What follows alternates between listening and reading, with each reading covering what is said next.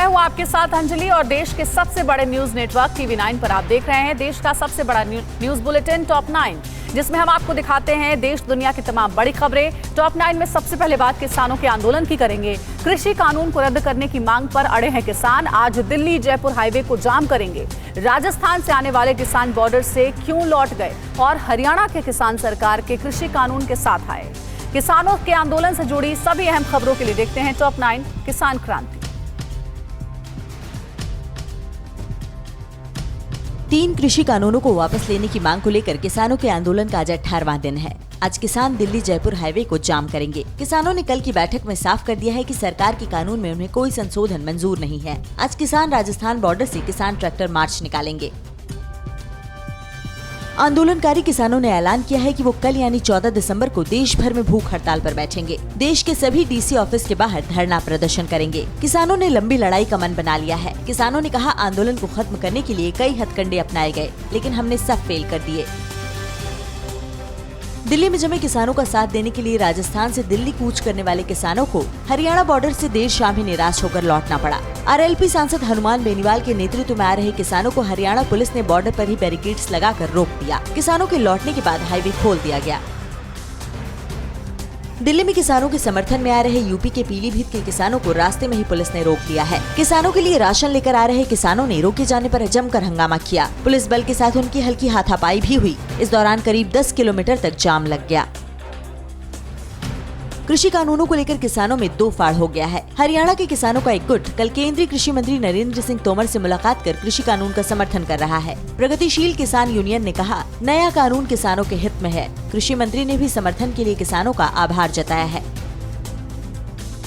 12 दिनों से बंद दिल्ली नोएडा को जोड़ने वाले चिल्ला बॉर्डर को अब खोल दिया गया है। भारतीय किसान यूनियन के भानु गुट के नेताओं की रक्षा मंत्री राजनाथ सिंह और कृषि मंत्री नरेंद्र सिंह तोमर से मुलाकात के बाद किसान इस रास्ते से हटने को तैयार हो गए हैं। ये रास्ता खुल जाने से नोएडा से दिल्ली आने जाने वालों को बड़ी राहत मिली है।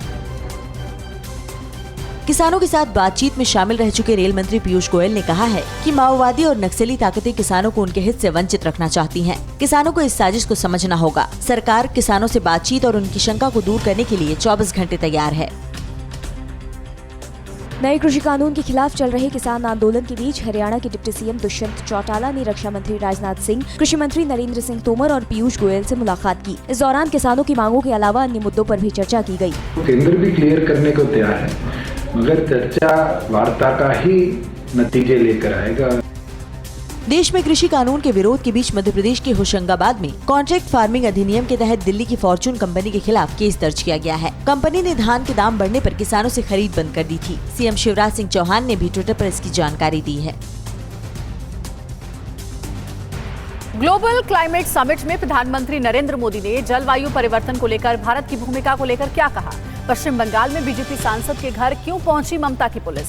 आज RSS प्रमुख कोलकाता में किन लोगों से करेंगे मुलाकात। इन खबरों के साथ राष्ट्र की बड़ी खबरों के लिए देखते हैं टॉप 9 राष्ट्र।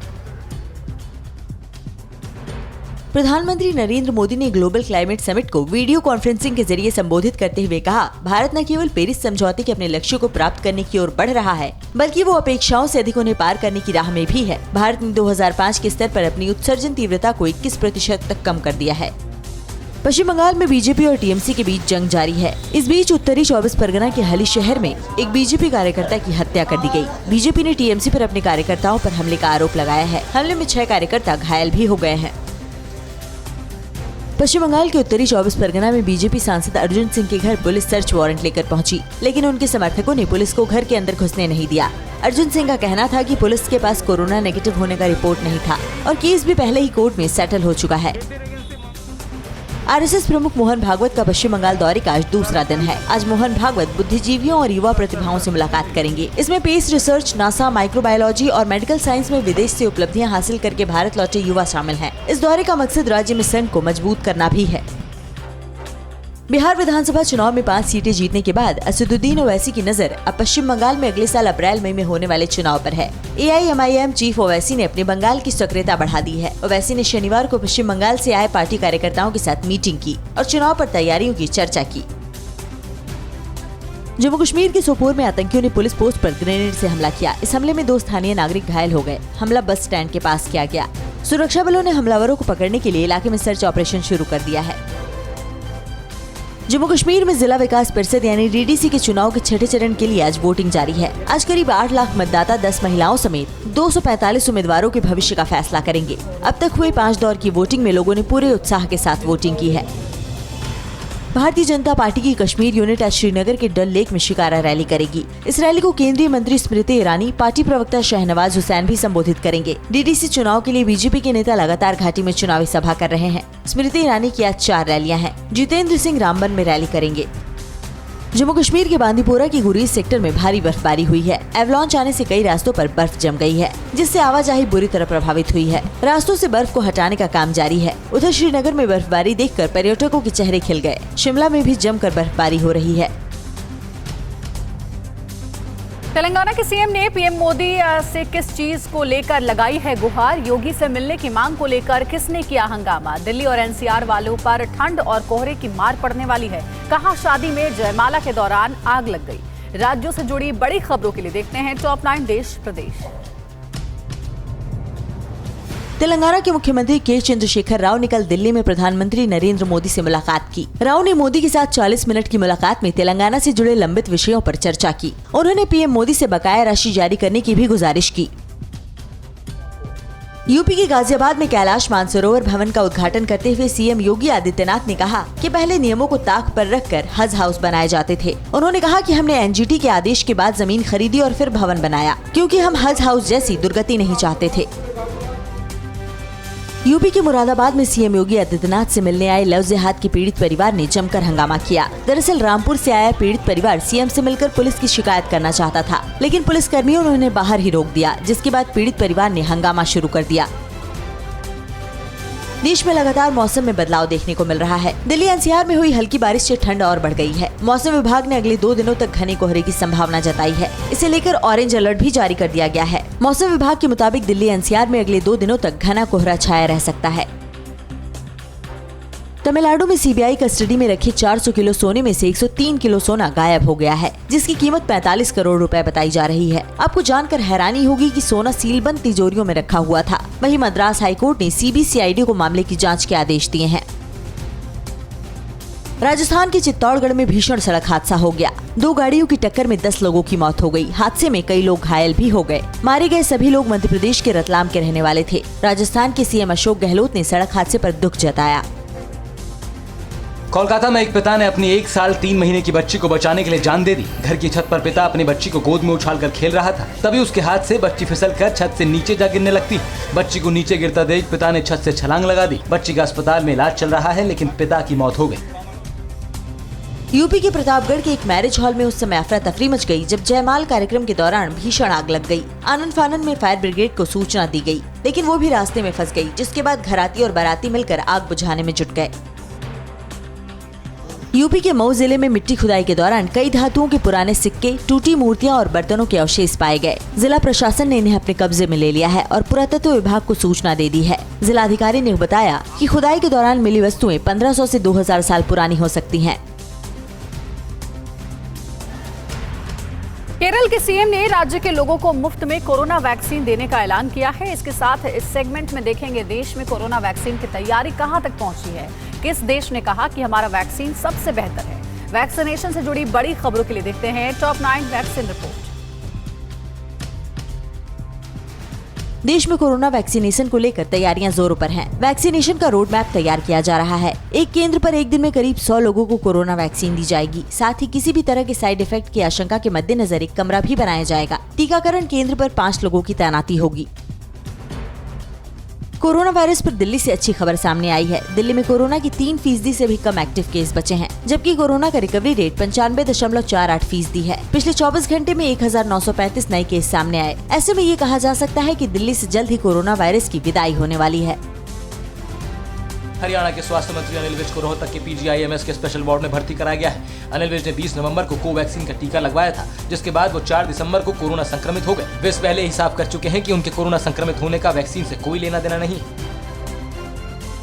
यूपी में कोरोना वायरस को लेकर इलाहाबाद हाईकोर्ट ने चिंता जताई। हाईकोर्ट ने कहा कि हर 2 किलोमीटर पर पुलिसकर्मी तैनात किए जाएं, जो लोगों को मास्क पहनने के नियम का पालन कराएंगे। हाईकोर्ट ने अगली सुनवाई में उन पुलिसकर्मियों के नामों की लिस्ट देने को कहा है, जिनकी तैनाती की जाएगी।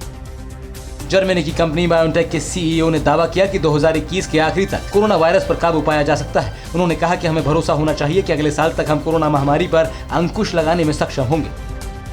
कोरोना वैक्सीन पर रूस ने बहुत बड़ा दावा किया है। रूस के मुताबिक उसकी वैक्सीन कोरोना वायरस से 2 साल तक बचाएगी, जबकि अमेरिका की दवा कंपनी फाइजर की कोरोना वैक्सीन कुछ महीने तक ही कारगर साबित होगी। रूस का दावा कितना सही है, ये तो आने वाले वक्त में ही पता पड़ेगा।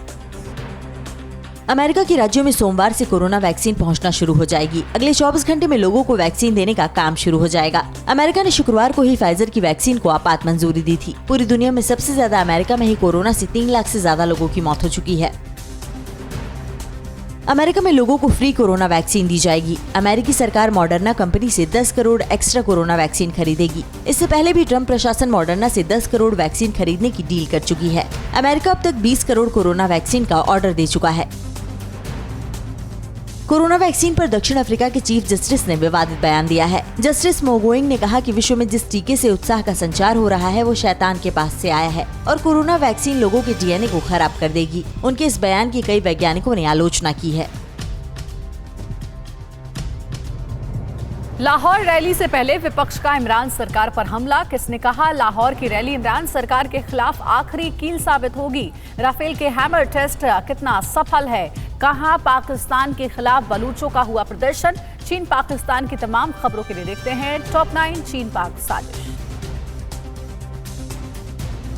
इमरान सरकार के खिलाफ आज पाकिस्तान के 11 विपक्षी दलों की लाहौर में रैली है। इस रैली को नाकाम करने के लिए इमरान खान हर हथकंडा अपना रहे हैं। इमरान प्रशासन ने विपक्षी दलों के कार्यकर्ताओं को शिकंजे में लिया है। अब इमरान सरकार ने विपक्ष की रैली पर आतंकी हमले की आशंका जताई है। पाकिस्तान की मुख्य विपक्षी पार्टी PPP के अध्यक्ष बिलावल भुट्टो ने PM इमरान खान पर जमकर हमला बोला है। बिलावल ने कहा कि 11 दलों की लाहौर की रैली के बाद इमरान खान अकेले रह जाएंगे। लाहौर की रैली इमरान सरकार के ताबूत में आखिरी कील होगी। पाकिस्तान डेमोक्रेटिक फ्रंट के प्रमुख मौलाना फजल उर रहमान ने इमरान खान को कहा कि इमरान को अब सरकार से जाना होगा, क्योंकि इमरान खान की सरकार नाजायज है। इमरान चाहे जितनी भी रैली को रोकने की कोशिश कर ले, लेकिन आज मीनार पाकिस्तान पर जलसा होकर रहेगा। इंडियन एयरफोर्स में शामिल राफेल अब पहले से ज्यादा मारक और घातक होगा। फ्रांस ने राफेल के लिए वेपन सिस्टम हैमर का फ्लाइट टेस्ट किया है। ये ऐसा हथियार है जो बिना GPS के भी अपने टारगेट को ढूंढकर खत्म कर देता है। हैमर भी भारत आने वाले राफेल विमानों के बेड़े का हिस्सा होगी। दक्षिण कोरिया में बलूचों ने किया पाकिस्तान के विरोध में प्रदर्शन। बलूचिस्तान में हो रही हत्याओं पर रोक लगाने की रखी मांग। बलूचिस्तान में पाकिस्तान सेना द्वारा किए जा रहे अत्याचार और मानवाधिकार के उल्लंघन के खिलाफ दक्षिण कोरिया के बुसान शहर में ये प्रदर्शन हुआ। कंगाल पाकिस्तान सऊदी अरब के $2 अरब का कर्ज लौटाने को तैयार हो गया है। पाकिस्तान सऊदी के कर्ज को 2 किस्तों में लौटाएगा। पाकिस्तान मीडिया के मुताबिक कर्ज लौटाने में चीन पाकिस्तान की मदद करेगा। चीन पाकिस्तान को $1.5 बिलियन की मदद करेगा।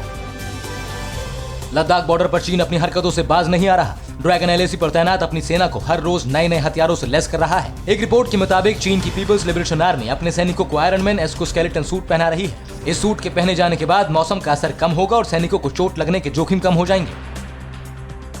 विदेश मंत्री S जयशंकर ने चीन पर हमला किया है। जयशंकर ने कहा कि लद्दाख में चीन ने भारत को कमजोर समझने की गलती की थी, लेकिन उनको LAC पर भारत ने मुंह तोड़ जवाब दिया और चीन को पीछे हटना पड़ा। अगर चीन अपने अतिक्रमण की नीति से बाज नहीं आया तो उसे सभी मोर्चों पर मुंह की खानी पड़ेगी। भारत और तिब्बत से बढ़ते तनाव के बीच चीन अपने जंगी जखीरे को मजबूत करने में जुटा है। ड्रैगन अपनी परमाणु क्षमता बढ़ाने में जुट गया है। साथ ही उसने 3 साल में बैलिस्टिक मिसाइलों की संख्या में 1/3 बढ़ोतरी की है। चीन ने रॉकेट फोर्स की संख्या में भी इजाफा किया है। किस देश में अमेरिका ने किया एयर स्ट्राइक? रूस में व्लादिमीर मोनोमार्क मिसाइल का परीक्षण। टर्की ईरान के बीच बढ़ी है तल्खी। कहां इजरायल ने किया हवाई हमला? ग्लोबल टेंशन से जुड़ी हुई तमाम खबरों के लिए देखते हैं top 9 world battle ground. Taliban और अफगानिस्तान सरकार के समझौते की कोशिशों के बीच अमेरिकी एयरफोर्स ने अफगानिस्तान में एयर स्ट्राइक किया है। अमेरिका के हवाई हमले में 90 तालिबानी आतंकी मारे गए हैं। समझौते के बाद ये अमेरिका की पहली बड़ी कार्रवाई है। इस हमले में 15 बारूदी सुरंगों को भी तबाह कर दिया गया। रूस ने परमाणु पनडुब्बी व्लादिमीर मोनोमार्क से 4 महाविनाशक मिसाइलों को टेस्ट लॉन्च किया। ये मिसाइलें 24 शहरों को उड़ाने की ताकत रखती हैं। रूसी रक्षा मंत्रालय ने कहा कि उत्तरी बेड़े के लड़ाकू जहाज फ्रिगेट ने सिरकॉन हाइपरसोनिक क्रूज मिसाइल का सफलतापूर्वक परीक्षण किया है। अमेरिकी सेना ने एशिया और यूरोप में बढ़ते सैन्य टकराव के बीच घातक स्टील्थ ड्रोन को बनाने का काम शुरू कर दिया है। आर्टिफिशियल इंटेलिजेंस से लैस ये नई तकनीक वाले ड्रोन दुश्मन के रडार को चकमा देकर हमला करने और खुफिया जानकारी जुटाने के काम आएंगे। ग्लोबल टेंशन के बीच अमेरिका लगातार अपनी सैन्य क्षमताओं को अपग्रेड और मजबूत कर रहा है। अमेरिका ने air to surface stand off missile को निष्क्रिय करने वाले रॉकवेल B-1B बॉम्बर का सफल परीक्षण किया है। अमेरिका ने दक्षिण कोरिया से अपने कुछ सैनिकों को वापस बुलाने का फैसला लिया है। ये फैसला दोनों देशों की वर्चुअल मीटिंग में लिया गया। दक्षिण कोरिया में 40,000 से ज्यादा अमेरिकी सैनिक तैनात हैं, जिसमें से 12 मिलिट्री साइट्स को बंद करने का फैसला किया गया है। एर्दोगान के एक बयान से ईरान और तुर्की के बीच विवाद बढ़ता जा रहा है। इस सिलसिले में ईरान में तुर्की के राजदूत पर समन भेजकर अपना विरोध जताया गया और उन्हें इराक के आंतरिक मामलों पर टिप्पणी न करने की नसीहत दी गई। एर्दोगान ने अजरबैजान में ईरान के अजरी अल्पसंख्यकों को लेकर बयान दिया था।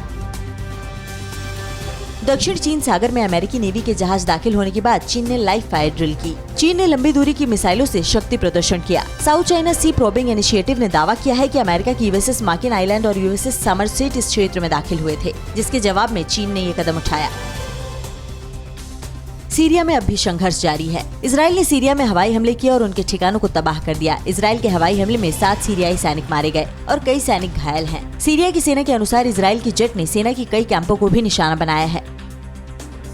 कोरोना काल में उत्तर कोरिया में जमकर मानवाधिकारों का उल्लंघन किया गया। सुरक्षा परिषद में यूरोपियन यूनियन के देशों के साथ अमेरिका ने एक बैठक कर आरोप लगाया। रिपोर्ट में कहा गया कि तानाशाह किम जोंग ने कोरोना को ढाल बनाकर लोगों पर अत्याचार की घटनाएं दुनिया से छिपाए रखी हैं। आगे बढ़ते हैं। किस देश में 800 स्कूली बच्चों का हुआ अपहरण? कोरोना के बहाने किम की अत्याचार की कहानी। इराक के किस शहर में हुआ धमाका? ट्रंप और बाइडेन के समर्थक कहां भिड़ गए? यूरोप के किन देशों में हुई है बर्फबारी? और दुनिया की तमाम खबरों के लिए देखिए टॉप 9 दुनिया। नाइजीरिया में हथियारबंद एक गैंग ने 800 स्कूली छात्रों को बंधक बना लिया। नाइजीरिया की फौज और अगवा करने वाले गुट के बीच फायरिंग की खबरें हैं। रॉयटर्स न्यूज एजेंसी के मुताबिक नाइजीरिया की फौज स्कूली बच्चों को सुरक्षित निकालने के लिए अपने ऑपरेशन में हेलीकॉप्टर की मदद ले रही है।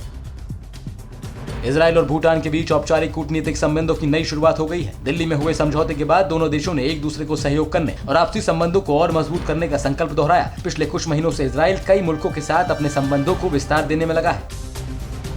फ्रांस में करीब 2 महीने पहले आतंकी हमले के बाद कट्टरपंथियों पर लगातार शिकंजा कसता ही जा रहा है। राजधानी पेरिस में मस्जिदों पर सख्ती और सरकार के नए सुरक्षा बिल के विरोध में हो रहे प्रदर्शन के दौरान पुलिस के साथ प्रदर्शनकारियों की जमकर झड़प हो गई। पुलिस ने 100 प्रदर्शनकारियों को गिरफ्तार कर लिया है।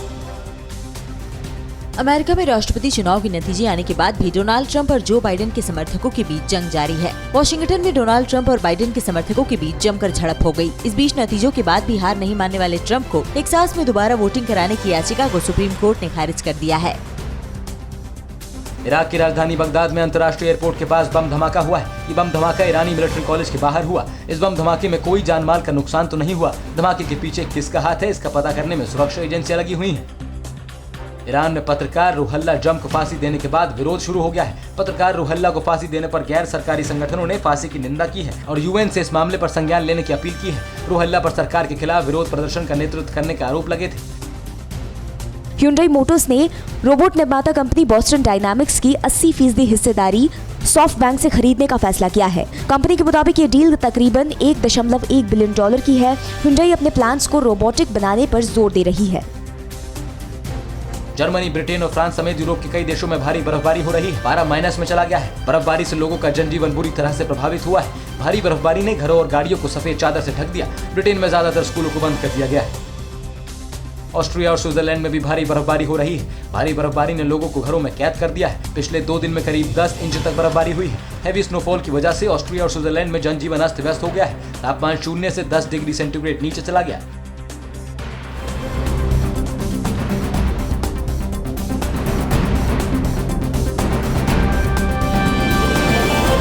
फिक्र आपकी, सोमवार से शुक्रवार रात 9 बजे सिर्फ TV9 भारतवर्ष पर।